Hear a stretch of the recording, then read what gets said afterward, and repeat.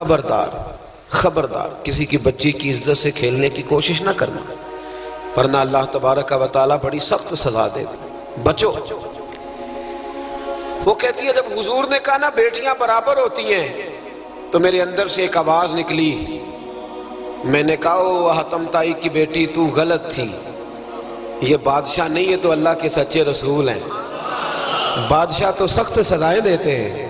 کہتے ہیں حضور میرے قریب آئے اور آ کے کہنے لگے تو سردار کی بیٹی ہے، تیرے باپ میں اچھی خصلتیں پائی جاتی تھی، بتا تیرے ساتھ کیا معاملہ کروں، کیا معاملہ، یہ حضور کی پسند ہے، کیا معاملہ کروں؟ تو کہنے لگی میں چاہتی ہوں مجھے آزاد کر دے۔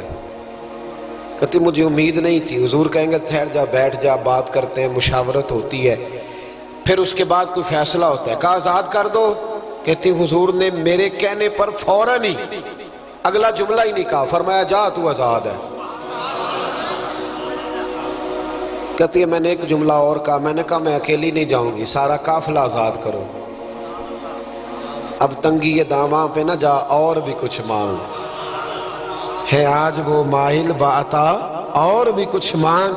کہنے لگی اکیلی نہیں جاؤں گی، سارا قافلہ سارا قبیلہ آزاد ہو۔ حضور نے فرمایا تو پتہ نہیں کیا سوچ رہی ہے، تو جہاں آئی ہے وہاں سے خالی جاتا ہی کوئی نہیں، سارا قافلہ۔ حضور نے فرمایا بھی اس کے قبیلے کو کھانا بانا کھلاؤ اور سارے ہی آزاد کر دو۔ واپس گھر گئی تو اپنے باپ کو اپنے بھائی کو بلایا، بلا کے کہنے لگی بھائی وہ بادشاہ نہیں وہ نبی ہے، بادشاہ نہیں وہ، اب تو جن کو فقیر ہونا چاہیے تھا وہ بھی بادشاہ بن گئے۔ بادشاہ سلامت، بادشاہ سلامت۔ میں رات بورے والے میں تھا، بھائی مہربانی پیسے نہ لے کے آئیے گا باہر، اپنی اپنی جگہ پہ بیٹھے، یہ کام بالکل نہ کریں، اللہ آپ کو خوش رکھے برکت دے۔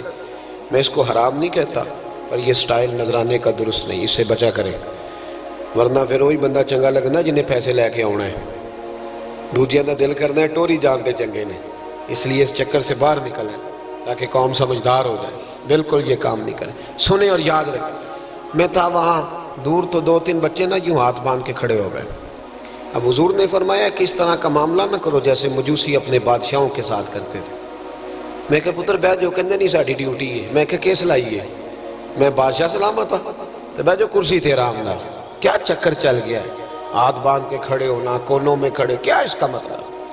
ادب آداب ہیں کرنے چاہیے، لیکن کیا لوگوں کو سزا ملی ہوئی ہے کہ وہ بیچارہ جو غریب آدمی ادب آداب صرف اس کی ذمہ داری ہے؟ ماڑا آیا تو پیر صاحب نے ادب پہ لگا دیا اور تگڑا آیا تو خود ادب کرنا شروع کر دیا، یہ کس قسم کا تماشا ہے؟ یہ کوئی طریقہ نہیں، ادب آداب ہونے چاہیے لیکن غریبوں کو سزا، انہیں سزا نہ دو اگر بیچارے آ گئے ہیں تمہارے آستانہ عالیہ پہ۔ بہرحال آمدام برسر مطلب کہنے لگی میں دیکھ کے آئی ہوں جو بادشاہ نہیں نبی ہے، تو عدی کہنے لگا میں عورتوں کی باتوں پہ یقین نہیں کرتا، میں خود جا کے دیکھوں گا۔ میں نے کہا غریبی میرے نبی کی پسند ہے، حضور نے اللہ سے غریبی مانگ کے لی ہے، کہا یا اللہ مجھے زیادہ پیسے نہ دینا، ایک وقت کی روٹی دینا۔ اور حضور فرماتے رب نے اختیار دیا ہے اگر میں چاہوں تو خود پہاڑ سونے کا بن جائے اور میرے ساتھ چلا کرے، پر میں نے اللہ سے زیادہ دولت مانگی۔ او بھائی دولت بڑی پیاری ہوتی تو سب سے زیادہ میرے نبی کی تجوریوں میں ہوتی۔ حضور نے دولت بانٹی ضرور ہے لیکن حضور نے اس سے پیار کہ یاد رکھے، ہم تو پاگل ہو گئے پیسوں کے پیچھے بھاگ بھاگ، جو سڑک پہ ادھر جا رہا ہے وہ پیسے دینے جا رہا ہے، جو ادھر جا رہا ہے وہ لینے جا رہا ہے، پیسے کا ہی چکر ہے سارا، پیسے کا ہی چکر ہے، پیسے۔ ایک صاحب نے فون کیا کہنے لگے کو ٹائم دے دے، تو میں نے کہا بس یار وقت تھوڑے دے دے، کہتے تو خوش کر دیں گے۔ میں کہ مثلا تو کی کرے گا؟ کہتے جننے پیسے کہو گے لب جائیں گے۔ تو میں نے کہا یار ہر ایک کو بکاؤ مال نہ سمجھا کر، ہمارا بہت زیادہ ریٹ ہے تو دے ہی نہیں سکتا۔ کہنے لگے کون دے سکتا ہے؟ میں نے کہا دنیا میں کوئی بھی نہیں دے سکتا، ہمارا ریٹ ذرا زیادہ ہے۔ ہم نے اگر ریٹ مانگنا ہوا تو قیامت کے دن غوث اعظم جیلانی سے جا کے مانگیں گے یا ان سے مانگیں گے جن کے نام کی دہائی دیتے رہے ہیں، تعریف مصطفیٰ کی کرے اور نتیجہ ہم دنیا داروں سے مانگیں، انہی سے لیں گے نتیجہ جن کے قصیدے ساری زندگی گائے ہیں۔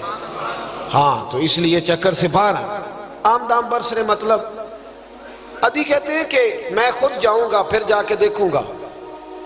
عدی مدینے آئے دیکھنے، اور جب بندہ کسی کو دیکھنے آتا ہے تو تنقیدی نظر سے آتا ہے، کہتے ہیں میں مسجد نبی میں پہنچا تو کچی زمین پر غلاموں کے ساتھ، ادھر دیکھو یہ بھی تو حضور کی سنت ہے نا جی۔ حضرت ابو ہریرہ صحیح سند کی حدیث بخاری میں فرماتے ہیں حضور کے ساتھ ایک سفر میں تھا، نبی پاک علیہ السلام نے فرمایا کھانا نہ پکا لیں، حضور پکا لیں، فرمایا تو گوشت لے آ، تو اس طرح کر، مسالہ جات تیار کر لے، تو فلاں چیز کر لے۔ آخر میں حضور فرمانے لگے میں لکڑیاں کٹھی کر کے لاتا ہوں جی۔ اللہ کرے پیرانو حدیث زبانی یاد ہو جائے، آمین تے آکھیا جی۔ میں لکڑیاں کٹھی کر کے لاتا ہوں، لکڑیاں۔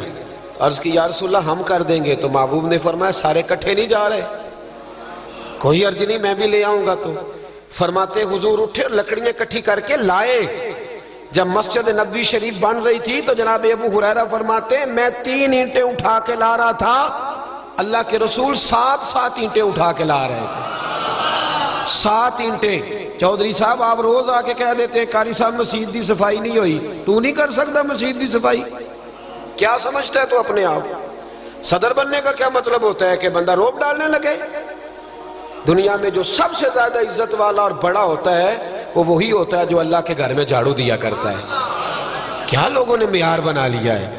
یہ معیار ہے، جو قوم کا بڑا ہوتا ہے وہ قوم کا خادم ہوتا ہے۔ عدی کہتے ہیں میں مدینے آیا تو میں نے نبی پاک علیہ السلام کو غلاموں کے ساتھ کچی زمین پہ بیٹھے دیکھا، اور غلام بھی کون؟ ایک طرف حضرت بلال حبشی بیٹھے اور دوسری جانب حضرت عمار بن یاسر بیٹھے۔ کہتے ہیں حضور بیچ بیٹھے، کھانا کھایا جا رہا ہے، اور حیران میں اس وقت ہوا جب اسی پلیٹ سے نبی پاک بھی کھا رہے ہیں اور بلال حبشی بھی کھا رہے ہیں ساتھ بیٹھ کے حضور نے۔ عدی کہتے ہیں میرے دل پہ چوٹ لگی، میں نے کہا نہیں یار، یہ بادشاہ نہیں، یہ بادشاہ جو اس طرح غریبوں کے بیچ بیٹھ کے روٹی کھائے۔ ہمارے تو بادشاہ غریبوں کے حق میں تقریر کرتے ہیں نا۔ ویسے ان سے پوچھو کہ اس گاؤں سے ڈنگے کا کرایہ کتنا ہے، اور پھر ڈنگے سے لالے موسے کا کتنا ہے، ان کو کوئی پتہ نہیں۔ ان چودھریوں کو بچوں کو کھڑے کر کے پوچھو کبھی چنے کی دال کا بھاؤ کیا ہے، کدی آندھی ہوئے تو پتا ہوئے نا، ان کو کیا پتا؟ ان کے گھر میں تو آ جاتی، اللہ جانے کہاں سے آتی ہے، ہم بدگمانی نہیں کرتے۔ لیکن حضور ایک پلیٹ میں کھانا کھا رہے۔ عدی کہتا میں سمجھ گیا یہ بادشاہ نہیں۔ پھر میرے دل میں شیطان نے وسوسہ ڈالا، میں نے کہا مسجد کچیا ہو سکتا ہے، مکان بڑا پکا ہو، بنگلہ بڑا عالی شان ہو۔ حضور کی عادت مبارکہ تھی جب کوئی مہمان آتا تھا تو یا مسجد میں اصحاب صفہ کے ساتھ رکھتے تھے یا کسی صحابی کو دے دیتے تھے، وہ اپنے گھر لے جاتے تھے۔ عدی کہتے ہیں میں نے جب سلام کلام کیا نا، دل میں خیال تھا کہ گھر بڑا عالی شان ہوگا، تو محبوب فرمانے لگے میرے دل میں خیال ہے، دیکھیے میرے نبی کو اللہ نے کتنا علم غیب عطا فرمایا ہے۔ کہتے ہیں میرے دل میں خیال ہے، مصطفیٰ کریم فرمانے لگے یار تو یہاں نہ بیٹھ، چل میں تجھے گھر لے چلتا ہوں۔ خیال آیا مسلمان نیک و بد پہچان جاتے ہیں، اور محمد آدمی کے دل کی باتیں جان جاتے ہیں صلی اللہ۔ میں بریلی شریف میں تھا تو اعلیٰ حضرت کے بھائی مولانا حسن رضا خان صاحب رحمۃ اللہ علیہ، ان کے پوتے تھے شیخ الحدیث مولانا تحسین رضا خان صاحب، بڑے اچھے شاعر تھے اور نعت کی صنف سے بڑے آگاہ تھے، بڑا عمدہ مطلع کہتے تھے، مزہ آ جاتا تھا۔ تھوڑی سی مجھے بھی دلچسپی رہی شاعری سے تو میں بڑا خوش ہوتا تھا۔ ایک دن میں نے ان سے کہا کہ حضرت جی کو تازہ قطع کہے، تازہ ہونا چاہیے۔ فرمانے لگے چلو 10 منٹ کا ٹائم دو، ابھی کہہ دیتے ہیں۔ تازہ قطع کہا، کہنے لگے علم غیب رسول کے منکر اس حقیقت کو بھول جاتے ہیں، غیب مانا کہ راز ہے لیکن راز اپنوں سے کب چھپاتے ہیں۔ غیب مانا کہ راز ہے لیکن راز اپنوں سے کب چھپاتے ہیں۔ تازہ قطع کہا۔ عدی بن حاتم کہتے ہیں حضور مجھے لے کے چلے، جب نبی پاک گھر کی طرف لے کے چلے تو رستے میں ایک بوڑھی اماں مل گئی، پھٹے پرانے کپڑے، کہنے لگی یا رسول اللہ میں آپ کی طرف ہی جا رہی تھی، ضروری کام ہے۔ تو حضور نے فرمایا چل تو جا رہی تھی، میں خود جو آ گیا ہوں۔ عدی کہتے ہیں چوک میں اس بوڑھی نے حضور کو کھڑا کر لیا۔ کبھی دیکھے آپ نے اپنا وزیر چوک میں کھڑا؟ آکو اسی تی ایم پی یہ کدی نہیں دیکھیا، وزیر تو دور رہ گیا۔ چوک میں کھڑا کر لیا نبی پاک صلی اللہ علیہ وسلم، اور وہ بی بی اپنے دکھڑے سنانے لگی۔ کہتے قربان جاؤں وہ دیر تک باتیں کرتی رہی اور نبی پاک سنتے رہے۔ ادی کہتے ہیں میرے دل پہ دوسری چوٹ لگی. میں نے کہا جو اس طرح غریبی سے پیار کرے وہ بادشاہ نہیں، وہ اللہ کے سچے رسول ہیں. حضور مجھے گھر لے گئے. جناب سیدہ طیبہ طاہرہ حضرت عائشہ صدیقہ رضی اللہ تعالی عنہا کے حجرے میں، اور حضور جب اندر لے گئے تو ایک چٹائی پڑی ہے کھجور کی چھال کی، وہ بھی پھٹی ہے 2 جگہ سے، ایک مٹکا 2 پیالے، ایک تکیہ جس میں کھجور کی چھال بھری ہوئی ہے. کہتے ہیں حضور مجھے لے گئے، میں نے محبوب کا وہ مکان جنت نشان، میں نے وہ مکان دیکھا جہاں حضرت جبریل حاضری دینے آیا کرتے. میں نے وہ مکان دیکھا جس کے دروازے پہ 70 ہزار فرشتے ڈیوٹی کرتے. میں نے وہ مکان دیکھا. کہتے میں حیران ہو گیا. حضور مجھے بٹھا کے گئے دوسرے کمرے میں، اور وہاں سے حضور سرکہ لائے، کھجوریں لائے، تھوڑا سا کھانا لائے. کہتے میرے سامنے رکھا. اب میں نے اس کھانے کی سادگی کو بھی دیکھا. لگے جو مزدور شاہ ایسا، نہ دھن نہ دولت سربراہ ایسا، فلک نشیں کا زمین پہ گھر ہے، میرا پیغمبر عظیم تر ہے. کہتے حضور صلی اللہ علیہ وسلم نے کھانا دیا تو حضور کی وہ سادگی. ادھر دیکھیں، اس بندے میں سادگی نہیں نہ ہوتی، اس میں اپنائیت نہیں ہوتی. آپ کو سمجھ آئے تب بھی ٹھیک ہے، نہ آئے تب بھی ٹھیک ہے، پر میں آپ کو بڑی بات سمجھا رہا ہوں. جس میں سادگی نہیں ہوتی اس میں اپنائیت